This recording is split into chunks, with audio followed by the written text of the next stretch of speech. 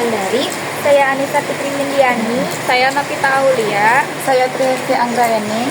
Hari ini kita bakal membahas topik yang menarik, yaitu asal-usul nenek moyang bangsa Indonesia. Coba kita bayangkan dari mana manusia pertama di Indonesia berasal. Apakah dari negeri luar atau bahkan dari tanah air kita sendiri? Yuk kita mulai bahas. Nah, yang pertama, kita lihat dulu pendapat para ahli tentang asal-usul nenek moyang bangsa Indonesia. Menurut Dr. Andus Muhammad Ali, nenek moyang bangsa Indonesia berasal dari daerah Yunan, yaitu daerah sekitar hulu-hulu sungai besar di Asia.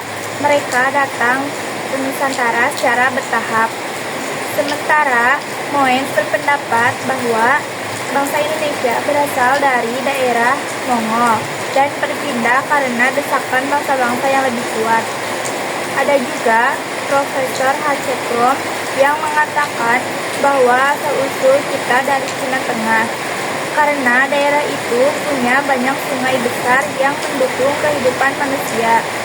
Tapi Muhammad Yamin menolak semua teori tadi. Katanya, nenek moyang bangsa Indonesia asli dari Indonesia itu sendiri. Banyak banget ya teorinya, tapi dari sini kita bisa lihat satu hal penting. Nenek moyang kita adalah manusia tangguh dan petualang sejati. Nenek moyang sebagai bangsa bahari, artinya mereka adalah pelaut ulung yang hidupnya sangat dekat dengan laut. Mereka menjelajah dari kepulauan Indonesia sampai Madagaskar di Afrika, bahkan sampai Selandia Baru di Pasifik Selatan. Bayangin aja mereka berlayar ribuan kilometer tanpa kompas dan peta digital, tapi tetap sampai tujuan. Itulah kenapa bangsa Indonesia disebut dengan bangsa pelaut, karena laut adalah rumah dan jalan raya bagi nenek moyang kita. Ada juga teori von Heinen-Gilden. Menurut beliau, nenek moyang bangsa Indonesia berasal dari benua Asia, tepatnya di Yunan dan Cina Selatan. Mereka datang ke Nusantara melalui jalur darat dan laut dengan membawa bahasa, kebudayaan, dan teknologi awal yang menjadi dasar bagi masyarakat Indonesia sekarang. Jadi bisa dibilang nenek moyang kita adalah pionir peradaban Asia Tenggara. Proto-Melayu atau Melayu Tua. Sekitar 200 tahun sebelum Masehi, datanglah gelombang pertama manusia ke Nusantara.